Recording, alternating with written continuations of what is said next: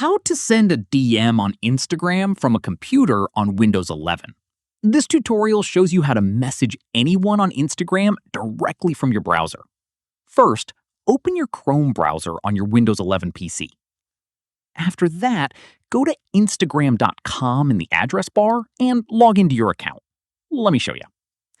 From there, click on the message icon at the left side of the screen.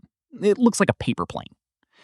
At this point, your inbox will open, showing all your existing conversations. From there, a search field will appear. Type in the username of the person you want to message.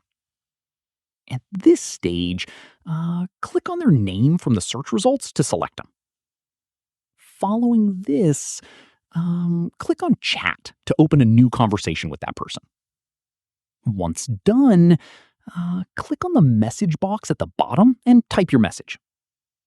From there, press Enter or click on the Send icon to send your message.